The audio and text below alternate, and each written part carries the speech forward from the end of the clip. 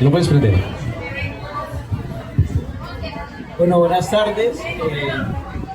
Desde Épica Ediciones, la editorial independiente de Cúcuta, pues es un honor conversar y compartir con ustedes sobre este libro de la profesora Aide. Se llama El secreto de las golondrinas. ¿Por qué es una alegría? Bueno, yo soy el editor, yo soy el editor del libro, y cuando lo leí para mí fue una sorpresa. Tiene una sorpresa porque son muy buenos cuentos. Nosotros en Cúcuta tenemos una gran producción literaria, pero es una producción literaria muy regular, que no llega a nivel nacional o no puede impactar a nivel nacional. Épica Edición es una de las cosas que he buscado, es cómo hacemos para que los autores regionales sean reconocidos a nivel nacional y sus libros lleguen a otros lugares a nivel nacional. Y una de las cosas es la calidad. La edición, pero la calidad del texto, y por eso se hace todo un trabajo editorial, que fue lo que hicimos con el ¿Qué es un trabajo editorial? Es revisar los cuentos, mirar las atmósferas, los personajes, los diálogos, ajustarlo para que el cuento funcione. Y acá, en este libro, que se ve un libro pequeñito, tenemos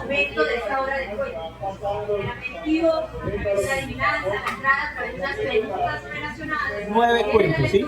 Pero son 9 cuentos que indagan sobre el territorio. Y lo bello también de este libro es que habla de lo que somos y describe los lugares que nosotros transitamos y conocemos. Mucha gente cuando empieza a escribe sobre la afuera, habla historias que se desarrollan en París, en la fantasía, en la Edad Media, pero hay de nos habla sobre la aquí y ahora de nuestro territorio.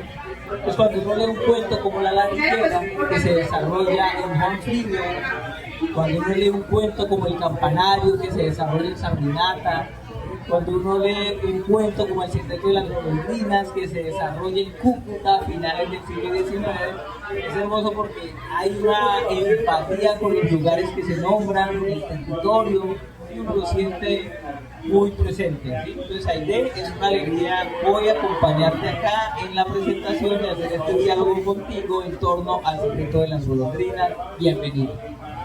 Muchas gracias, muy amable Saúl, por tus palabras. Es para mí un honor que Saúl Gómez Mantilla sea el editor de mi libro, porque él es una excelentísima persona, pero también es un escritor muy reconocido a nivel nacional e internacional. Es un escritor que ha sido traducido a muchos idiomas y que sus libros ya vuelan por todo el mundo. Que él sea el editor de mi libro y los libros futuros, para mí es un verdadero honor. Pero acá venimos a hablar de ti. Bueno, estos cuentos se gestan en los talleres de escritura que se daban en el Banco de la República hace años, en los talleres de Relata. Y pues Aide tuvo 2 grandes maestros, que son 2 de nuestros escritores más destacados, que son Manuel Iván Urbina Santa Fe y Norwell Calderón. Entonces cuéntanos, Aide, un poco sobre ese proceso de creación en los talleres, ¿no?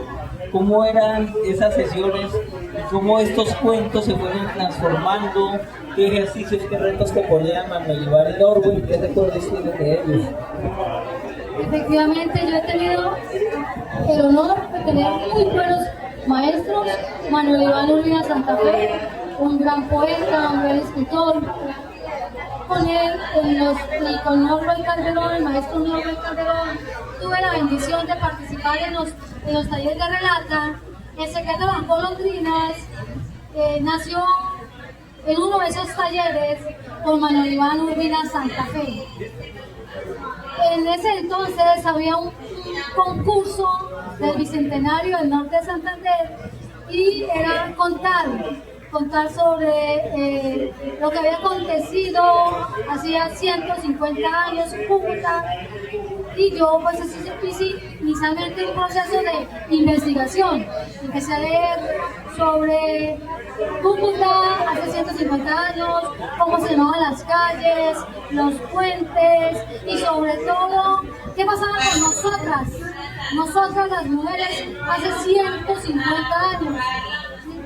Y de allí empecé a construir con Manuel Iván este cuento maravilloso que es la historia con sus calles, con sus puentes, con el río Zulia. Hace 150 años no existía y había que pasarlo todo, unos cementerios de madera y todo era todo, de las gallinas, los cerdos, las personas, todo junto. Y empieza una trayectoria muy interesante y cuenta también la historia de cómo a nosotras, las mujeres, nos tocaba casarnos con la persona que el papá consideraba que era la que había que escoger como esposo. En este caso se quedó con golondrinas porque su familia estaba cayendo pues, a la bancarrota. Entonces es un cuento muy bello en el cual usted va a encontrar cómo se llaman estas calles. Inclusive yo hago en el cuento algo muy interesante. En la parte que yo digo que eso era, por ejemplo, es donde hoy en día se encuentra la calle tal, la avenida tal, como para irlos ubicando el territorio en el día de hoy. Bueno, como estamos hablando del secreto de las golondrinas, cuando hablamos de una edición, ¿sí? Uno se piensa en el libro como un objeto bello. En el libro dentro del libro no solo hay palabras, sino cómo hacemos para que el libro también, como objeto, como cosa, nos llame la atención. El libro, la portada, es una obra de un artista, de un pintor de la ciudad de Mérida, que se llama Adrián Preciado. Y esa obra es de una serie de pinturas que él hace desde la mirada de las aves. Y lo que nosotros quisimos representar fueron las golondrinas volando. ¿Y qué es lo que ven las golondrinas? Pues los árboles de arriba hacia abajo. Y también cuenta en su interior con fotografías de la comunicadora social Jerry Corsi, que también está acá en la FLIC presentando algunos libros.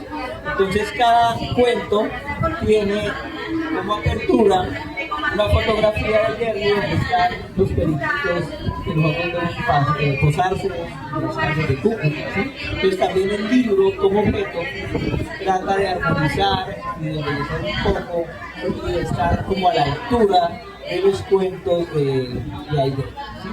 Hay un cuento Aide que me gustaría que conversáramos un poco, que es un cuento que me pareció muy divertido, porque lo chévere del libro es que los cuentos tienen tonos distintos. A veces nos pasa que leemos un autor con un libro de cuentos y todos los cuentos se parecen, ¿sí? El narrador es el mismo, como que los personajes tienen el mismo tono y la misma voz. Acá hay un trabajo porque en cada cuento el personaje es un personaje distinto y el narrador tiene una voz distinta. Y eso es un trabajo de madurez. ¿Sí? Cuando uno lee a García Márquez, uno pasa de leer una novela de García Márquez a la siguiente, uno encuentra que el amor en los tiempos del cólera y la forma de la escritura es totalmente distinta sin la ley de soledad. Y si después tú lees en general su laberinto, es muy distinto a los libros anteriores, ¿sí? Porque lo que hacía García Márquez era una búsqueda con cada libro. Y acá en Aide tenemos una búsqueda con cada cuento. Y hay una historia especial con la escritura del cuento Evidencias de tu muerte en un fallido mar. Porque uno de los personajes del cuento es Norwell Calderón, ¿sí? Nuestro escritor. Pero nunca aparece el nombre de él. Lo que hace ahí es que nos da unas pistas porque aparecen los nombres de los títulos de los libros de Manuel Iván y por eso, de Norwell, por eso uno sabe que es Norwell, ¿no? Entonces tú nombras que al final de la curva es el cuento de él, o hablan de un muchacho que heredó una biblioteca, claro, y esa es la novela de Norwell, ¿sí? Son detalles sutiles que para el lector, que es un lector curioso, resultan muy llamativos, ¿sí? Entonces cuéntanos un poco sobre ese cuento. Sí, efectivamente, es maravilloso. Aquí Norbe, en la parte posterior del libro, hace un ejercicio maravilloso. Yo muy agradecida con mi maestro Norbert Calderón Rojas por estas palabras tan bellas, donde les va a escribir cada uno de estos cuentos. Evidencia que tu muerte no fue Monet resultó un ejercicio con el maestro Norbert Calderón. Él me preguntó, nos preguntó a todos, nos dijo, ¿de qué tú podrías escribir? Cuéntanos, aquí, ¿de qué tema te dificulta escribir? Y yo dije, maestro, se me dificulta escribir sobre la muerte, pero desde la mirada de la asesina, desde esa, porque tiene que ser una persona, o sea, hay que enfocarse en cómo pensaría una asesina. Entonces me colocó un trabajo, una tarea, como la que colocamos nosotros, como la que yo le coloco a ustedes en clase. Y me dijo, bueno, entonces tu tarea es que, bueno, no yo, un personaje va a asesinar a un escritor. Y ese escritor, él, ¿no? Entonces, pero tiene que ser en un lugar que tú no conozcas. Y tiene que ser de una manera que me deje a mí pasmado. Que yo diga, wow, no puede ser lo normal. Tiene que ser algo insólito. Y tiene que ser de una manera en que la persona que lo lea lo vaya llevando poco a poco, y al final sea duro, cruel. Algo así como cuando uno le tuerce el cuello a algo, o algo así como cuando uno lo sienta de un solo totazo, ¿sí? Y lo dejan mirando al vacío, como el maestro Norbert escribe así. Era una tarea que yo me fui para la casa y dije, wow, ¿cómo lo hago? Y empecé a escribir evidencias de tu muerte de un válido Manuel Monet. ¿El título de dónde salió? Con el maestro Manuel Iván Urbina Santa Fe, nosotros hablamos mucho de pintura. Inclusive el maestro Manuel Iván tiene un libro de poesía bellísimo que se lo recomiendo. Pues él me contó, el libro se llama Estudio Compartido y con ese ganó un premio departamental de poesía. Exactamente. Entonces nosotros hablábamos de pintura y me dijo que a mí me gustan mucho los Monet. Y desde allí, desde este ejercicio de el conversar con los grandes, con los amigos, con Saúl de Matías, que le aprendo mucho, con la que vive que está aquí presente, con todas las personas que escriben y que están en este medio, nosotros somos un equipo que nos enriquecemos. Y pasa así, es un equipo bonito en el cual todos nos compartimos y entre todos vamos avanzando y vamos leyendo y vamos diciendo esto funciona, esto no funciona. Y entonces así nació. Este cuento viejo tuvo, un cuento nace de un borrador, bueno, pero ese borrador pasa por muchas etapas hasta que vaya madurando. Y en la medida en que el cuento iba madurando, el maestro me iba diciendo, el final fue un pellizquito. No funciona, es un pellizquito, dale maduro. Y va hacia otro final. Y el maestro me decía, me dolió un poquitico más duro. Y entonces, lo más duro, usted lo va a encontrar acá. Y usted va a decir, ¿cómo es posible que yo así como soy puedo escribir una cosa así como la que está? Asesinato. Increíble, wow. Entonces, y más, les voy a contar. Ya una estudiante de un 10º grado de un colegio lo leyó y me dijo algo que me dijo, bueno, yo quiero saber por qué lo hace. O sea, así. Entonces digo, pues acaba de nacer la idea de un próximo cuento. ¿No? Entonces yo dije, para que ella cuente ese personaje, cómo lo hizo, tiene que contarlo desde una experiencia mucho más cruel, haciendo algo más cruel, y va contando por qué hizo aquello, pero va haciendo otra cosa más cruel, porque en la medida en que se hace algo, tiene que ir subiéndole el tono a las cosas. Entonces, pues ahí tenemos ya otra tarea. Claro, es que cuando ella iba a los talleres, como una escritora novel, pues los cuentos de Aide eran muy rosas, ¿sí? Como con finales felices, ¿sí? Todo muy lindo, y la vida pues, no es así. Y pues la tarea que hacía Manuel Iván y Norbert era hacer que esos cuentos atraparan al lector, porque primero cuando uno leía un cuento y todos eran como muy similares. ¿Cómo hacemos para que el lector en cada cuento se sorprenda? ¿Sí? Entonces es algo que muestra uno en El secreto de las golondrinas, pasar de todos distintos, de situaciones distintas y de sorprenderse, ¿sí? Sorprenderse como con esos ejercicios y esas tareas que le ponían en el taller Manuel Iván y Norbert. Hay un cuento totalmente distinto que para mí es muy divertido que se llama El secreto de la casa del sendero de Lorena. Vean qué bello es ese título, ¿no? Perdón, El misterio de la casa del sendero de Lorena, ¿sí? Y es un cuento que se desarrolla cuando agarra uno de aquí de los patios hacia Pamplona y se mete en una finca. La finca la llaman la del sendero de Lorena, pero es un cuento fantástico. Es un cuento que se alimenta de la literatura, ¿sí? Pero es un cuento que se va creando a partir, y es un juego con el lenguaje, y todo es un juego con el lenguaje, porque yo le tomaba el pelo a Yasis, ay, Yasis, su mamá la engañó porque en el cuento al niño le ofrecen 5 deseos, y el niño feliz con los 5 deseos le ofrece, uy, yo quiero una moto de 4 ruedas. Pero le dicen, pero no puedes pedir una moto de 4 ruedas. Él piensa sus deseos, pero como es un misterio y como entra en un lugar de fantasía, para poder salir, él tiene que gastar cada uno de sus deseos. Y cuando logran salir, pues ya no tiene ningún deseo. Pero es muy chévere eso, y muy chévere como ciertas habilidades, ¿no? Leer los cuentos desde los finales, las cosas al revés, y cómo la historia que se lee se empieza a volver real. ¿A qué me refiero? Como había leído El gato negro de Edgar Allan Poe, en el cuento el gato aparece dentro de una pared, entonces ya le da miedo leer otras cosas porque si qué tal que leamos tal cosa y terminemos metidos dentro del cuento. Entonces es muy chévere porque ese es un cuento que se llama metaficción, como una literatura que le damos literatura, ¿sí? Cuéntanos un poco sobre esa historia, de dónde se gesta.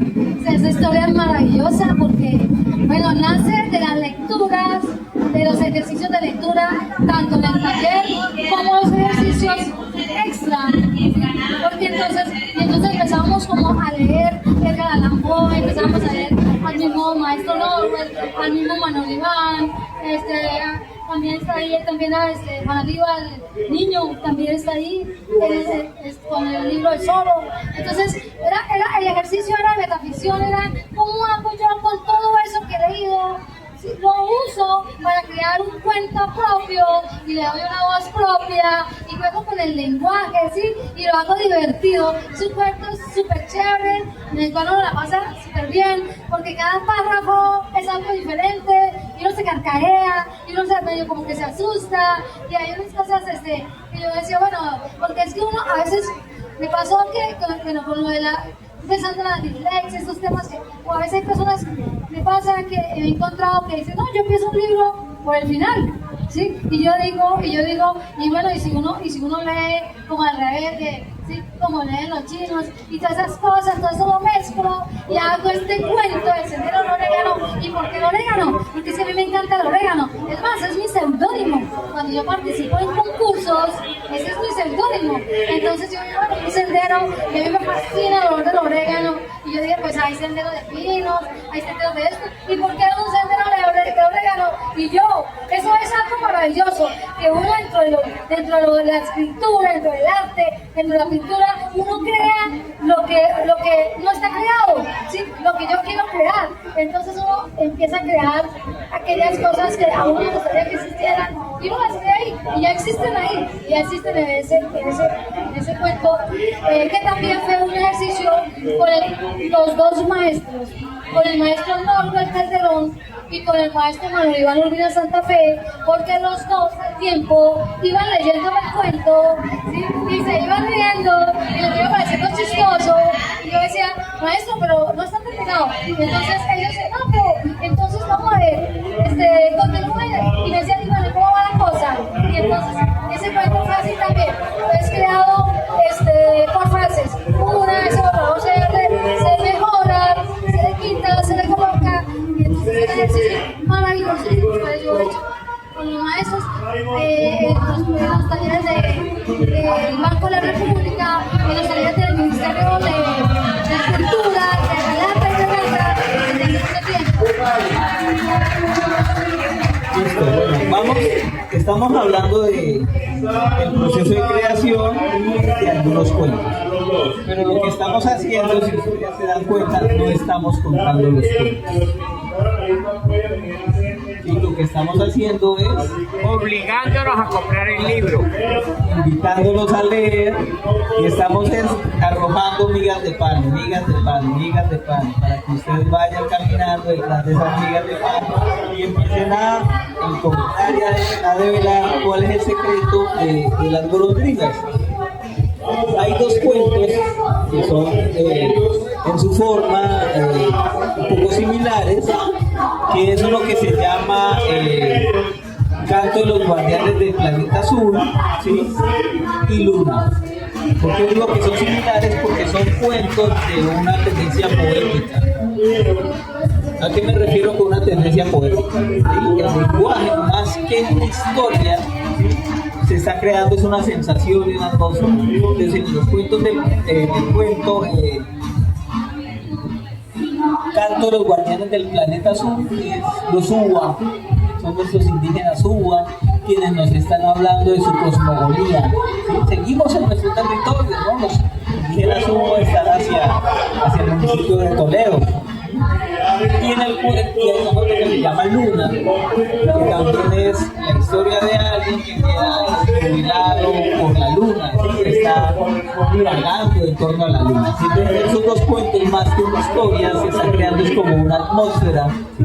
De una serie de reflexiones en torno a una población indígena, su cosmogonía, su idea del mundo, y en Luna, pues la relación que se tiene, pues el artista en torno a lo que simboliza la luna y a la belleza de la historia. El cuento Canto de Guardianes del Planeta Azul hice un proceso de investigación, de lectura, ¿no? Corto, ¿no? Pequeño, no tan profundo como lo que tú haces, pero lo que me gusta mucho, me llama mucho la atención los indígenas.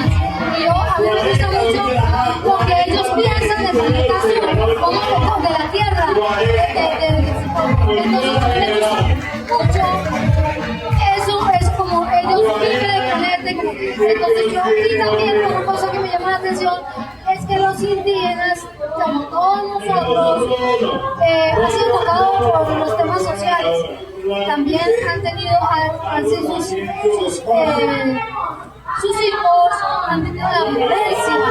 Entonces, es un cuento muy bello en el que yo te voy a contar cómo llaman allá a ellos los alimentos, cómo llaman ellos donde ellos habitan.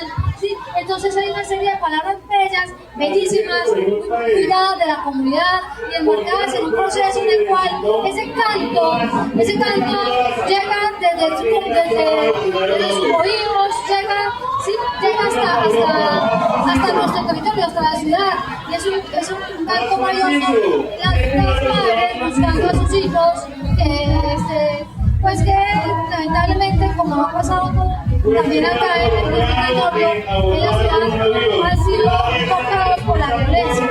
Luna es un ejercicio que hice con Sergio del Banco de la República en estos talleres de escritura creativa, y empezamos a leer a mujeres maravilloso que escriben las cosas cotidianas, porque es que también de eso podemos escribir.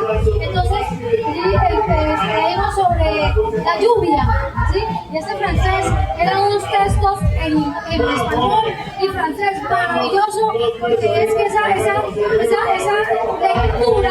de ese cuento en su idioma original y hacer ese ejercicio de comparación con la lengua castellana, y uno empieza a decir, este traductor lo logró lo que quiso decir el escritor en su idioma francés, en su idioma originario. Y entonces en un cuento me hablaban de la lluvia, nos hablaban de la lluvia, y el escritor empezaba a hablar de la lluvia, cómo la sentía caer en los tejados, y a mí me fascina, yo me fascinaba con la luna. Y un día que fui a hacer ejercicio y yo vi la luna y yo no me cosas de la luna. Y entonces empecé a escribir día a día, y yo la vi y es que esto, usted no me ve, el lunes la vi de tal manera, el martes la vi de tal manera, y así hasta el domingo. Y al final les digo yo, es muy bonito que me gusta, y es como hay que dejar una ventana, esa frase abierta, ¿cierto? Entonces, ¿por qué yo lo planteo el tener una mente abierta? Porque en la vida pasan muchas cosas, ¿sí? Buenas y malas, y a veces uno como que se enfrasca en las cosas malas, en lo que pasa en el trabajo, en lo que uno vive en el trabajo, o en la cotidianidad, y uno como que absorbe toda esa energía, y uno ya como que se cansa, y entonces ese cuento, siguiendo ese cuento, siempre que yo salgo de un proceso de cansancio, digo, al salir de ese lugar que me absorbió la energía, siempre digo, voy a abrir la ventana, ¿sí? ¿Para qué? Para respirar y volver a tu energía. Entonces es un cuento maravilloso. Luna, que es algo muy sencillo, que ustedes pueden perfectamente escribir en las cosas cotidianas también. Vamos a hablar de dos cuentos que ya acá la temática cambia, que tiene que ver con el conflicto armado en el departamento. Pues sí, ustedes Santander es un departamento muy golpeado y desde la literatura no ha habido una mayor profundidad sobre cómo contamos el horror. Entonces, uno de los cuentos, el cuento que abre el libro se llama La ladrillera.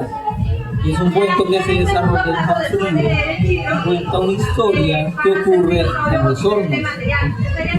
Pero más que describir lo que pasó allí con los hornos, lo que hace es crear una historia de cómo una familia, ¿sí?, termina involucrada, ¿sí?, sin querer, y terminan siendo víctimas y victimarios de ese horror terrible que fue los hornos de Juan Frío. Recordemos que ahí los paramilitares desaparecieron más de 500 cuerpos. Cuando digo desaparecieron más de 500 cuerpos, porque los convirtieron en ceniza. Y muchas de las mujeres buscadoras del departamento que están buscando a sus hijos, a sus esposos, ¿sí?, a sus hermanos, que no los van a poder encontrar porque ellos lo único que quedó fue ceniza. Y ese es un trabajo que se hace a partir de un libro estremecedor del periodista Javier Osuna, que se llama Los hornos de la infamia. Incluso tiene un epígrafe del libro de Los hornos de la infamia, y lo que hace es crear una historia de un par de personajes, una pareja de esposos que terminan sin querer involucrados allí, y ya después de estar involucrados es imposible salir. Tiene también un final trágico, pero ahí tiene la particularidad de poder narrar el horror sin convertirlo en crónica roja, sin hundir, sin que el texto se torne algo pesado, muy denso, ¿no?, sino que la historia fluye y uno como lector llega a momentos que, uy, madre, y sobre todo esos finales son tremendos porque lo golpean a uno, como tú decías, que no te decía, no terminar el cuento y uno tiene que cerrar el libro y respirar, ¿sí? Y uno dice, esto pudo haber pasado. Cuéntanos un poco sobre La ladrillera. Para escribir La ladrillera, yo leí a Javier Osuna e hice también un poco de investigación, de escuchar. En la parte de los patios, Juan Frío también hacia Villa del Rosario, hay personas que cuentan cosas que vivieron. Es un cuento que me dolió sin vivirlo. Es un cuento que lloré escribiéndolo. Es un cuento que me marcó. Pero estos personajes, yo empecé, bueno, me empezaron a contar cosas, y entonces decían, pero es que reclutaban personas para trabajar con ellos. Y entonces yo me pregunté, ¿y qué tal que esa persona que reclutaron no sabía que iba por allá, sino que estando allá se dio cuenta a qué lo habían llevado? Los personajes, esa pareja de esposos con su hijo, yo los creé, ¿sí? Los creé desde esa pregunta que me dije, y si no siempre ocurre, porque es que nosotros, yo tengo esperanza, tengo fe, tengo la fe de que nosotros seres humanos no todos somos malos y siempre empezamos mal. Yo siempre digo, pero ¿por qué? ¿Y por qué puede ser que me hayan llevado y yo no sabía que era allá? Y así creé esta pareja de esposos, y voy contando de una manera cómo se conocieron, y me gusta le coloco romanticismo a ese amor de ellos, que yo lo creé, que los inventé, ¿bien? a partir de la pregunta de por qué no puede ser que yo no sabía que me llevaban. Entonces, ellos llegan y es un ejercicio en el que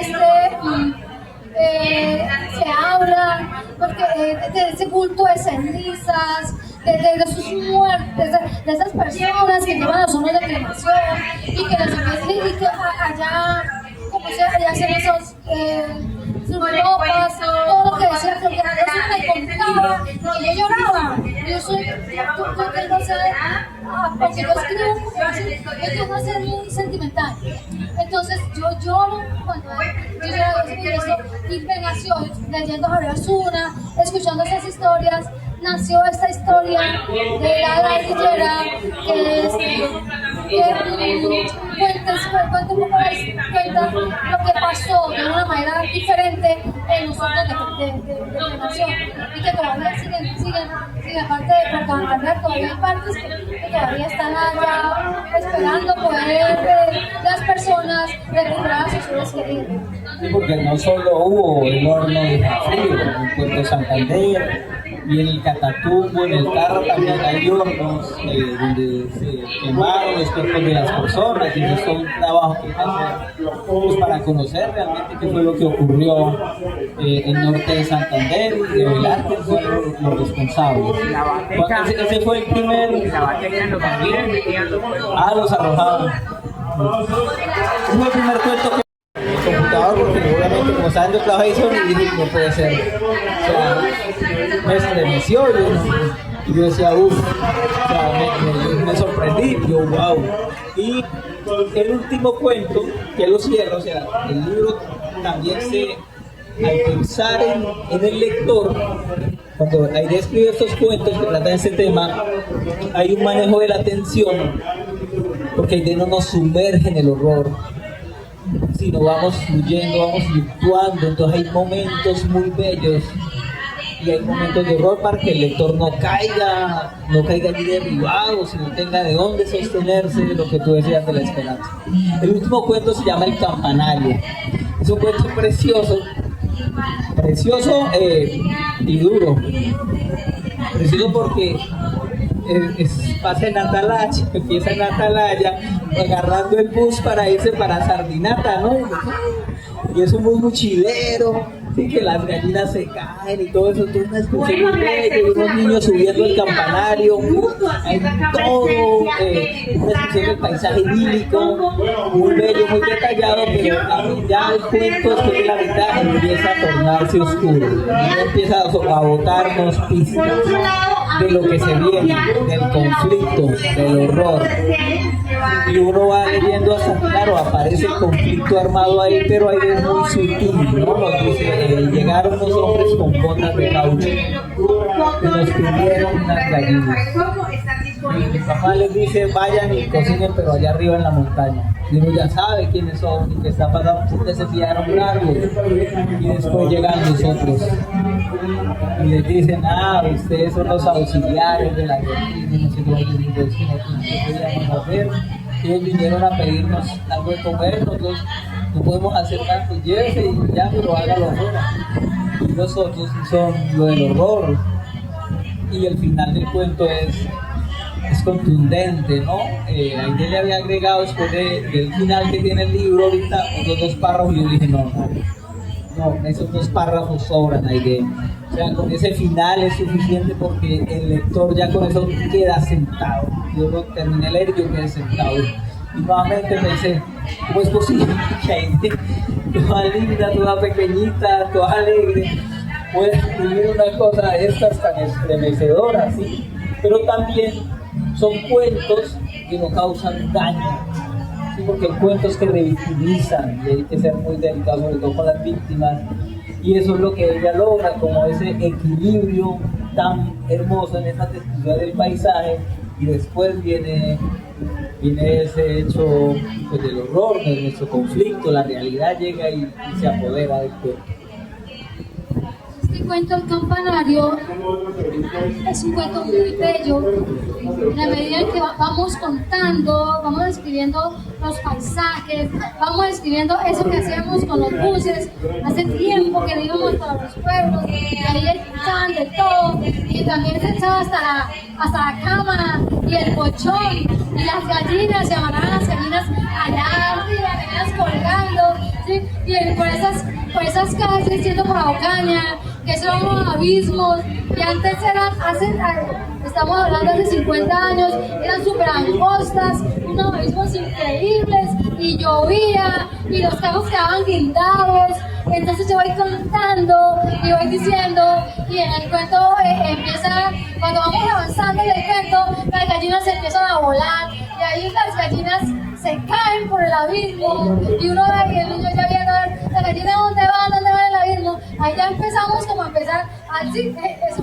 Y el cuento va llegando ya, va contando como ese encuentro con los primos maravillosos, ¿sí? Que va llegando el primo de la ciudad, ¿sí? La prima acostumbrada a caminar por esas calles que están, que la catapila ha pasado, ¿no?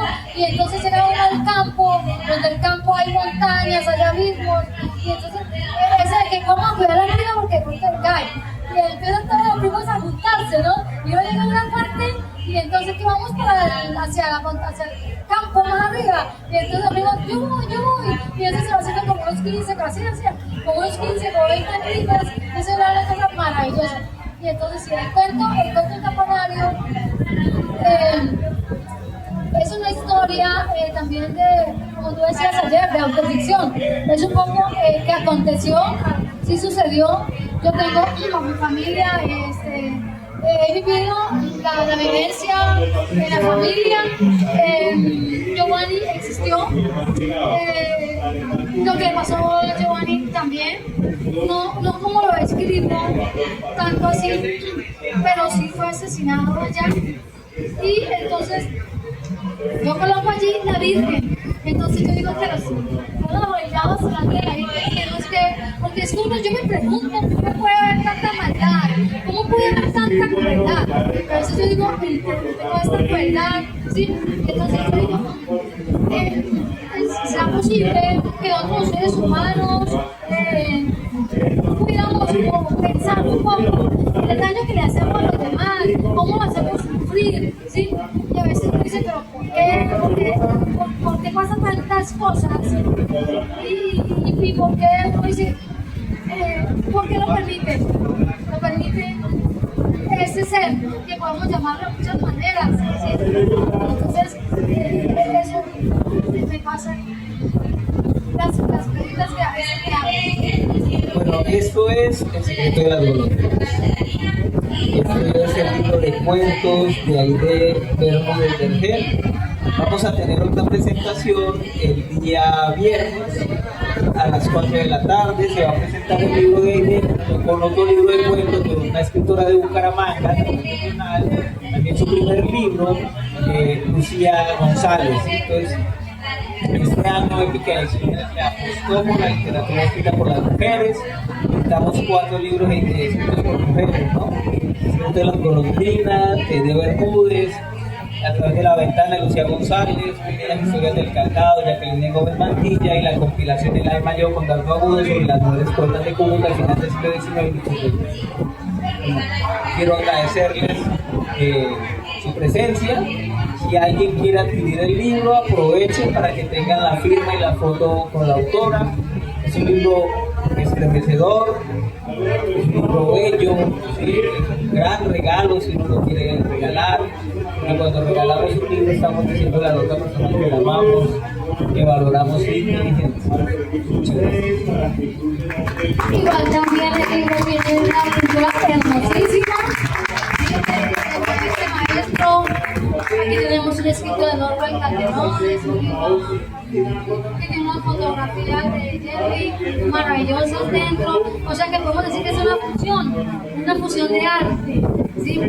Entonces, doña Aide, ¿algunas preguntas que quieran hacerle a Aide para terminar en esta tarde? Que la alcaldía va a comprar 20 libros. ¡Un aplauso para la alcaldía de Cúcuta! tenemos una... Sí, nosotros desde Épica Ediciones y Estoraques tenemos un pasaporte Flick. Quienes tengan el pasaporte pueden acercarse y ahí les pone el sellito. Y el pasaporte se entregó los días lunes y martes, Ya reclamé el libro. ya sí reclamó el primer libro gratis de Épica Ediciones. Épica sí me dio libro, la alcaldía no. Por asistir a 6 eventos de Épica y Estoraques en la Flick. Quienes tengan el pasaporte se acercan y pueden sellarlo para que vean que es cierto la promoción. Muchas gracias. Hay una pregunta. ¿De dónde surgió? Es la fotografía, La fotografía. es de un artista de San Cristóbal, un pintor de Mérida, perdón, que se llama Adrián Preciado, y es una exposición que él hizo, se llama Abuelo. Es una colección de cuadros, de pinturas de la vista de los pájaros y de los árboles. Es una serie de pinturas y es la mirada de los pájaros. Entonces, lo vimos, bueno, y dijimos, claro, está la golondrina volando y está mirando, ¿no? Tenemos la visión. Y la otra es que en el cuento de las golondrinas el secreto está escondido en unos troncos de bambú. Y esto pues se asemejan a troncos de bambú, entonces ahí podría estar ese secreto de las golondrinas. Y las interiores, pues son las fotografías de Jerry Corso, que es comunicadora social de acá de la ciudad de Cúcuta, y son las fotos de estas bellas aves en las tardes de nuestra ciudad.